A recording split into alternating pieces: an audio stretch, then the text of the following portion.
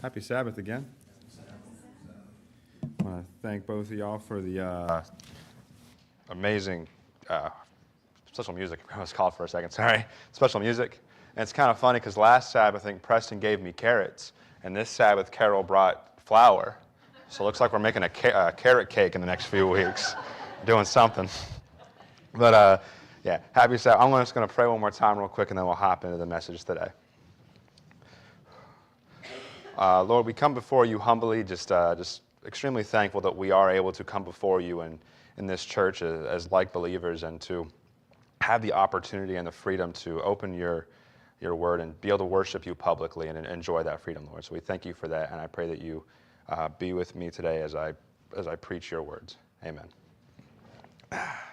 So I want to open my Bible up to where I will probably start. The last few weeks, be kind of honest. Last few weeks, I've been kind of out of it. I think last Sabbath, when I was up here as elder, I woke up that morning and was just kind of putzing around doing nothing because I skipped breakfast because I'm a young man because I'm stupid. I looked at the preaching schedule. I was like, oh, wait a minute. I'm on the platform that Sabbath, and I'm also preaching next Sabbath. I've just, for some reason, recently been very distracted and all over the place. But so this week, I asked some of the collegiate class, like, what should I preach about? I have no idea. I had some ideas, but those ones would have taken a decent amount of actual study and possibly a PowerPoint that I am very bad at making. So I was asking the collegiate class. I even asked my brother-in-law at work, like, what should I preach about? And as my brother-in-law and I were talking at work, he's like, hey, by the way, my mom wants to know what we're going to do Sunday because Mother's Day, and he works till 6, I work till 6, so like, how about we just go to dinner? I was like, yeah, fine, whatever. I got to figure out what to preach about. And I'm sitting there, and I have a Bible app, and I'm searching scriptures, and one of the recommendations is like Mother's Day. And I was like, oh yeah, that's a whole holiday that we use to kind of recognize and celebrate mothers. So I thought it would be fitting to have a sermon that kind of talks about not only the importance of parenting, but the importance of mothers and a lot of the great mothers from the Bible. So first I want to touch on the importance of parenting in general. Very quickly in the Bible, it's God the Father, so obviously there's that acknowledgement that there is a very important family figure from creation, that importance of relationship. And it doesn't take long. We get to Exodus, and we get our 10 Commandments. And in the Commandments, we're told to honor our father and mother. It's mentioned again in Deuteronomy when Moses is kind of recounting a lot of the events of his life. And he, again, mentions the 10 Commandments. And again, honor your father and mother. One of the important things, I would say, about this commandment specifically, which can be found Exodus 20, verse 12, if you want to go there, is that when you read it word for word, it's not only honor your father and mother, period, next commandment. It's honor your father and mother, that your days may be long upon the land which the Lord your God is giving you. So it is not only one of the 10 commandments, but it is also the only commandment, or the first commandment, to attach a promise to it, like immediately. And in Deuteronomy, when Moses again gives this list of 10 commandments, it again says that, and also mentions that, I have it exactly, what is it, Deuteronomy 5:16. Forget what it says word for word. Yeah, honor your father and mother as the Lord your God has commanded you. Again, that your days may be long, and that it may be well with you in the land which the Lord your God is giving you. And so God has ultimate power. He could have just said, honor your father and mother because I said so. It wouldn't, he can say that. Parents also say that to their kids pretty often, because I said so. But he wanted to explain kind of the purpose of it, that honor your father and mother so that your days may be long upon the land which your Lord God has given you. He is saying, honor your father and mother, not simply because I've told you to, but because it will actually benefit you in this promised land that I have given you. It'll help you flourish. It'll help you last and have a good, basically the days of your life while you're in this promised land. It'll be good for you if you honor your father and mother. And now we can talk about a little bit, what does that look like? Because more today in recent history than back then, but obviously more today. Not every family has both father and mother. Or sometimes families don't have a father or mother they know through adoption or situations like that, or where there just isn't parents or isn't one of the parents in the picture. And so you might ask, like, well, how can I honor a father and mother that I either never met or never knew, or they were terrible to you? That's a pretty common thing today as well. We hear a lot about childhood abuse and struggles of like that in homes, and that is a very, very heartbreaking situation. So what does it mean when it says honor your father and mother?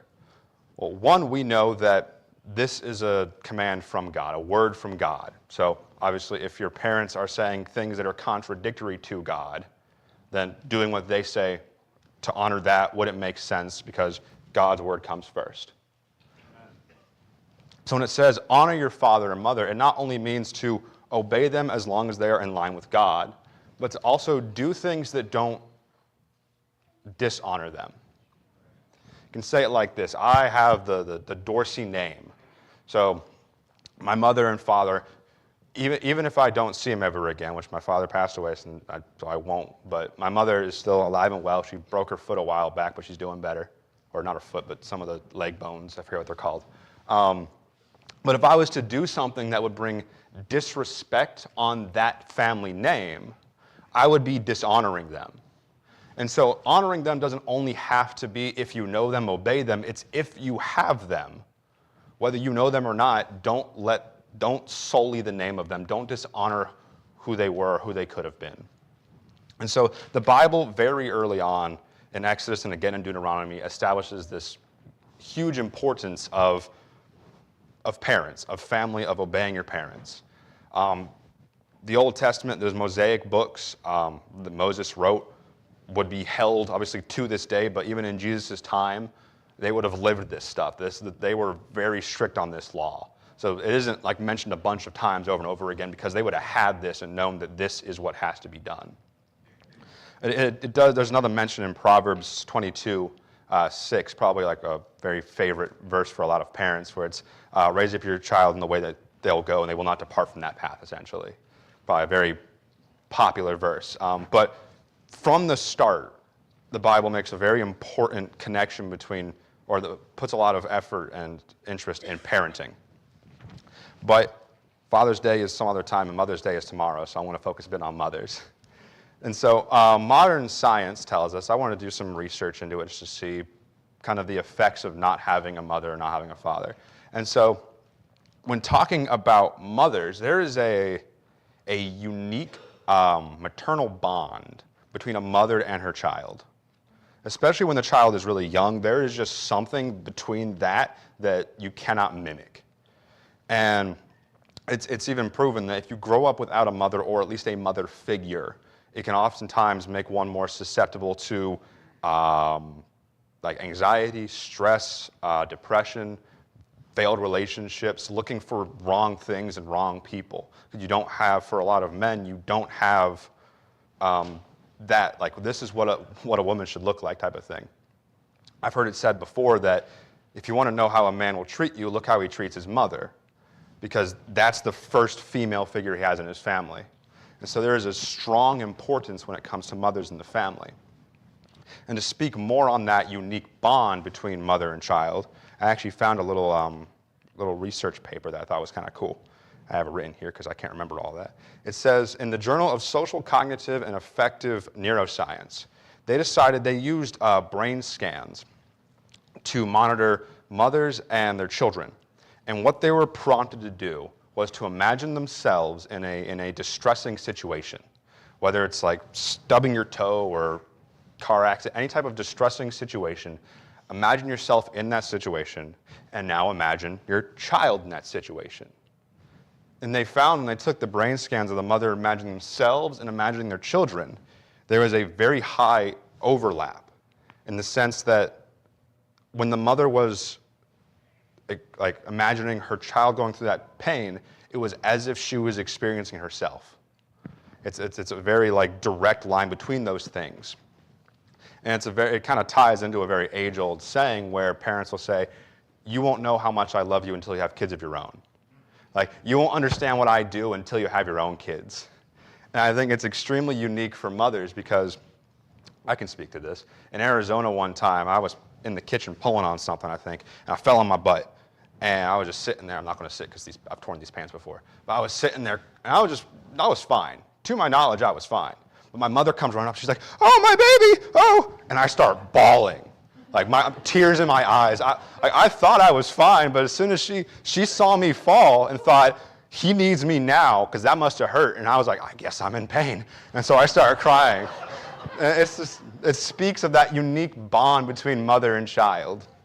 It's amazing, the things. I'm sure there's hundreds of thousands of stories of situations like that. So I wanted to dive into the Bible and kind of speak on some of the mothers of the Bible. There's a whole lot of them. And I want to kind of pinpoint like specific characteristics of each one. So the first one we're going to look at is in Genesis. It's going to be mainly Genesis 27.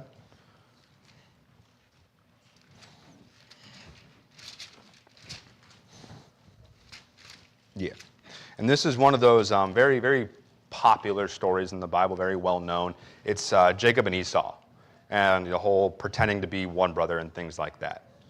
So that's the story of 27. We get a little bit of insight in 25 where the mother in this case is going to be Rebecca.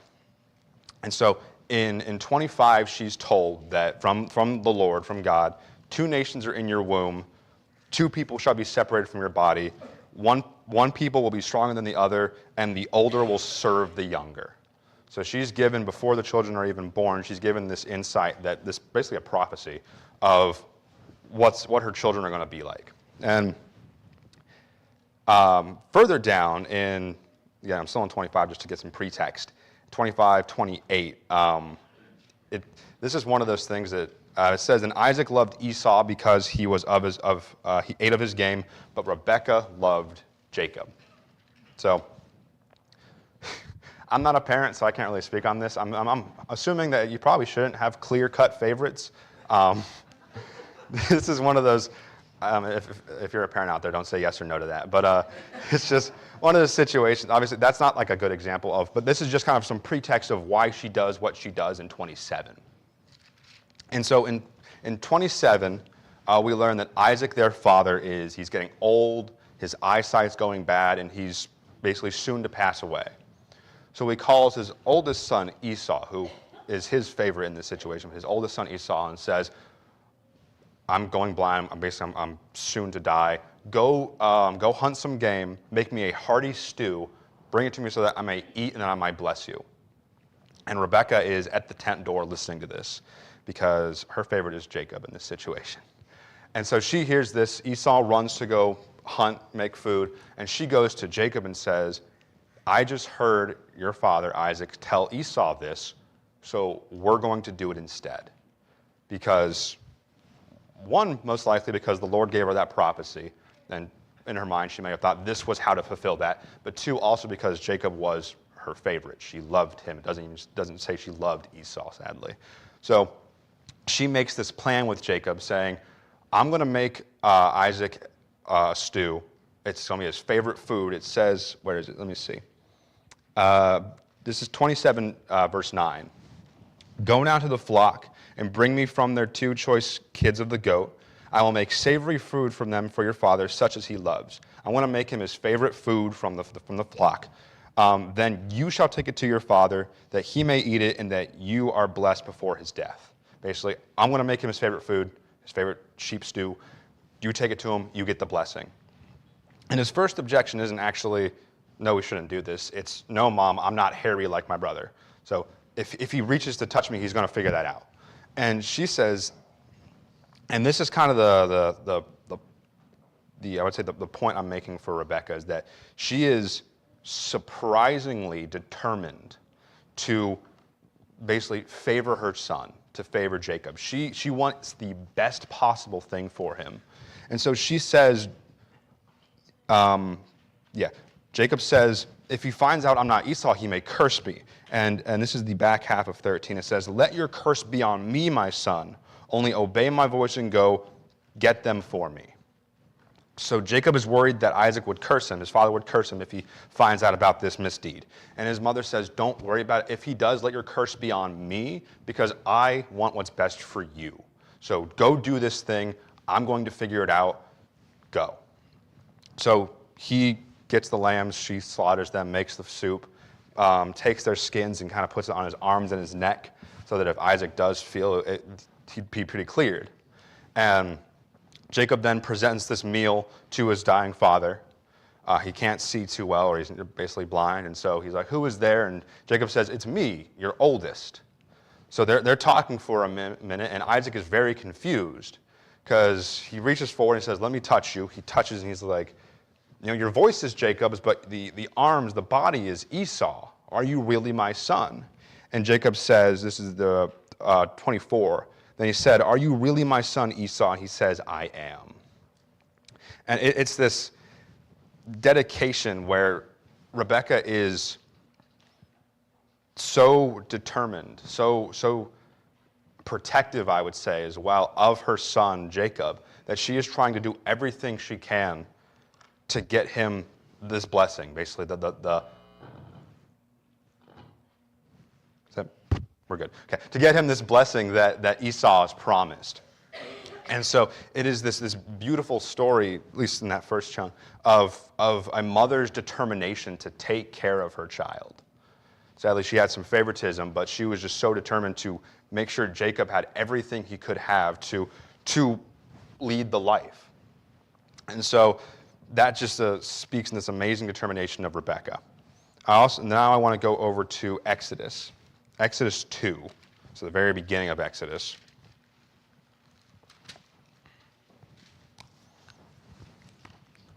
Exodus 2, we're going to be touching on, I guess, technically two mothers in this situation, both of which, one births Moses, one raises Moses. And so during this time in Egypt, the Pharaoh, the king of Egypt, recognized that there were too many Hebrews. There were too many of their slaves, so they needed to kind of level the playing field. They were worried about an uprising historically. So they were basically going to throw their children, the Hebrew children, into the Nile River, drown them, and kill them.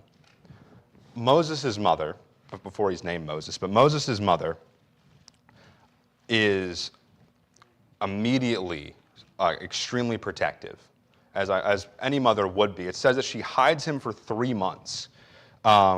This is back half of 2. And when she saw that he was a beautiful child, she hid him for 3 months. But when she could no longer hide him, she took an ark of bulrushes for him, dabbed them in asphalt and pitch, put the child in it, and laid him in the reeds of the riverbank. So this command of the land, this law of the land says Hebrew children need to be killed. If you have one, they're going to come take it. It wasn't really like hey, bring him and we'll sign him off. It was soldiers going into houses and taking from these mothers. And she hides him for 3 whole months, 90 days. She is trying to fly under the radar of the Egyptian soldiers to hide her child. And when she no longer can, she builds him a little ark, it says, and hides him by the riverbed.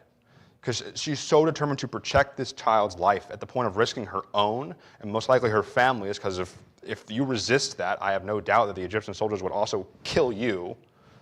And then we see Pharaoh's daughter come along. And her maidens walked along the riverside, this is verse 5. And when she saw the ark among the reeds, she sent them to go get it. And when she opened it, she saw the child, and behold, the baby wept, which is just an adorable scene.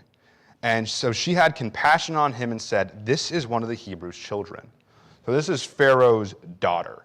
Her father 3 months ago made a command to kill all Hebrew children, and she finds a Hebrew baby and is moved to compassion because she sees him crying and decides to raise this child as her own, which, again, she's also going against the law of the land, the law of her father saying, kill all these Hebrew children. She's like, I want to raise him because it's a baby. And it goes on, and we kind of get a detail of how amazing God is when it talks about how she sends to go get a nurse, and it's Moses' mother. and she gives her wages to raise the child. So the woman took the child and nursed him. And the child grew, and she brought him to Pharaoh's daughter, and he became her son. So it says that the child's mother gets to actually nurse him, which is amazing, that her immediate defense of this child was rewarded with actually getting to raise that child, at least nurse him. And then she's able to, then Pharaoh's daughter takes him and raises him as her son. A child who, by the law of the land, should have been killed as young as a newborn, gets to be raised in a palace. And it's this, again, amazing story of a mother's fierce determination to protect her child. And in Pharaoh's daughter's situation, to protect a child that wasn't even hers. But she was so moved to compassion when she saw him crying that she just instantly needed to protect and raise that child. It's one of those things, I guess, as a man who has no children and can't be a mother, that it's amazing. I would hope in a situation like that I would be moved in a very similar way, but men and women are extremely different, and so it's just an amazing testimony of their willingness to self-sacrifice. And now I want to go, one last mother I'm going to touch on is going to be 1 Samuel 1 and 2.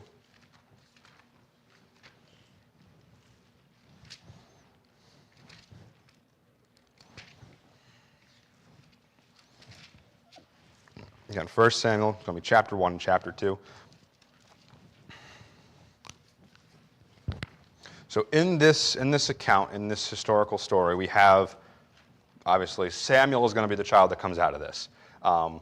Which, if you know anything about Samuel, you know that he was the prophet who anointed Saul and anointed David, the first two kings of Israel, who the line of David, Jesus would then come out of. It's a huge kingdom, this huge family. Historically, David being the best king Israel ever had, because they go downhill very quickly after that. There's some good ones here and there. But Samuel is this amazing prophet who does these amazing things, and through David gets to establish this line that then the Christ would come through. But before Samuel, you really can't tell his story without looking at the dedication and, in this situation, the selflessness of his mother. So in chapter 1, we're told about this one man named Elkanah, and he has two wives. He has his first wife, it says in verse 2, the name of one was Hannah, and the name of the other was Peninnah. And Peninnah had children, and Hannah had no children, which historically would have labeled Hannah an absolute failure. That might sound mean, but historically at this time, if you were a wife and a woman who couldn't have children, you were a failure to society at that time, because that was kind of the purpose. And so she has no children, and the other wife does have children.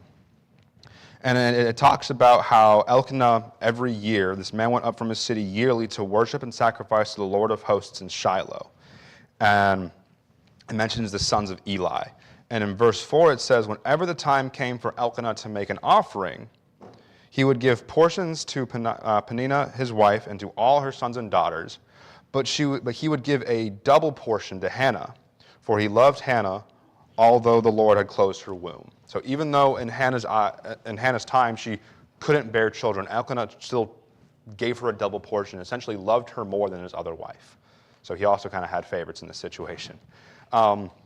But it goes on to say that in verse 6, and her rival also, which is the other wife, provoked her severely to make her miserable, because the Lord had closed her womb. Basically, the other wife, Peninnah, is teasing her constantly, year after year, verse 7. So it was year by year that she would tease her and be like, you can't have children, I have children, you're not a good wife. Whatever banter she would have had to make her, it says in the back of 7, therefore she wept and did not eat. She was so grieved by the teasing of this other woman, basically her, what's the term for that? I guess just other wife, sister wife? Adversary? That's a good one. Her adversary is teasing her, saying, I can have children, I'm a better wife, na. She's just being mean to her. And in verse 8, we see Elkanah, her husband's bad attempt at trying to comfort her. It says in verse 8, Hannah, why do you weep? Why do you not eat? And why is your heart grieved? Am I not better to you than 10 sons? Thank you, Peggy. You don't say that to a woman.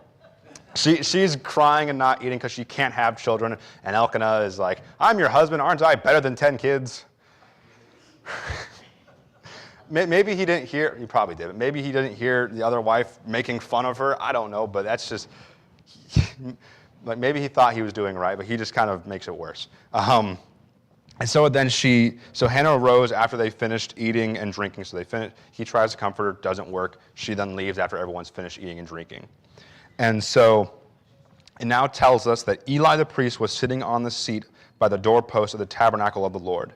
And she was in bitterness of soul and prayed to the Lord and wept in anguish. Then she made a vow. And this vow is so important, so amazing, because it also shows that no matter how grieved Hannah was in spirit, her focus was still God. Amen. And so it says, O Lord of hosts, if you will indeed look on the affliction of your maidservant and remember me, and not forget your maidservant, but will give your maidservant a male child, then I will give him to the Lord all the days of his life, and no razor shall come upon his head. She said, Lord, I absolutely want a child. So if you give me a child, let me just experience being a mother. That child will be yours all the days of his life.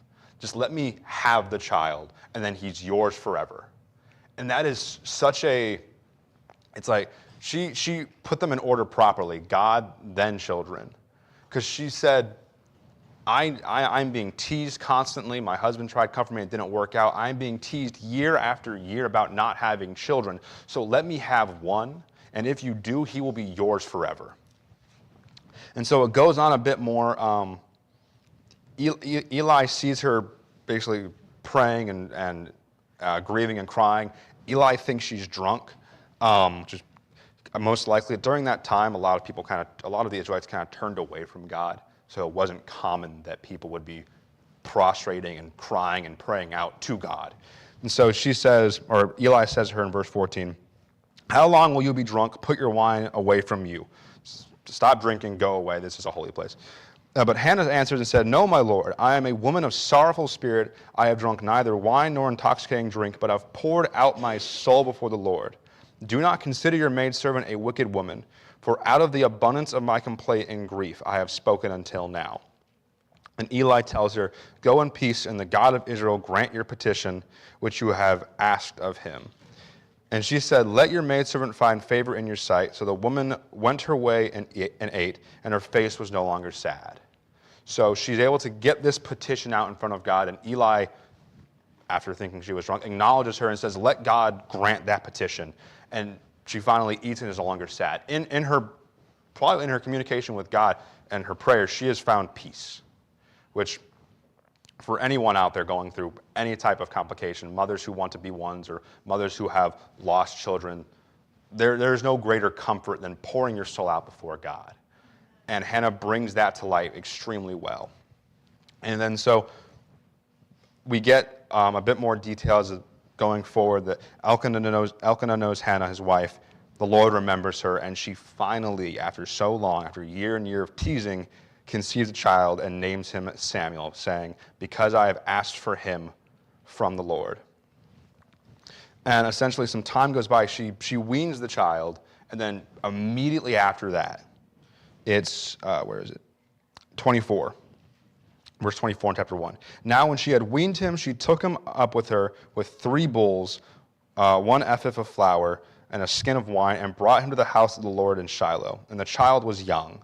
Then they slaughtered a bull and brought the child to Eli. And she said, O my Lord, as your soul lives, my Lord, I am the woman who stood by you here praying to the Lord. For this child I prayed, and the Lord has granted me my petition which I asked for him. Therefore I also have lent him to the Lord. As long as he lives, he shall be lent to the Lord. And so they worship the Lord there. So she weans the child. I forget exactly biologically how long that takes. But it says she's very young, and she says, I am lending him to the Lord, and for all of his life, he's yours. And again, this is, Hannah in this story is probably one of the most impressive, I would say, mothers of the Bible, because she could have been given her child, and realistically, there's a lot of instances in the Bible where people are given gifts from God and they do the wrong thing with them. And so it was entirely her choice to have this child and then maybe wait like 10 years and then give him to Eli and dedicate him to the Lord, to lend him to God. She could have waited maybe till he was after 18, or maybe after he went to prom, nothing like that. But stuff like that. She could have waited. She might have tried, but she is so dedicated to God that she says, thank you for this. You upheld your end, essentially. Here's my son. And this speaks, again, volumes to the dedication of mothers. Because above all else, she wanted a son, but above all else, she wanted that son to live a godly life. Amen. To the point of giving him, right after he was weaned, to God, to then become this amazing prophet that God used in some of the most pivotal points in Hebrew history. And there is just a uniqueness, because obviously I could have talked about Mary, the mother of Jesus, who during her time faced, again, historically, according to the law, she could have been stoned to death because she was pregnant outside of wedlock. So she faced those terrors and horrors and then bore the Messiah. So I could have talked on that, but there is just so many instances in the Bible that discuss the importance of parenting and the power of a God-focused mother. And so in all of this, I don't know if my mom's watching at home. I know she can't be here because her leg. But in all of this, at the end of the day,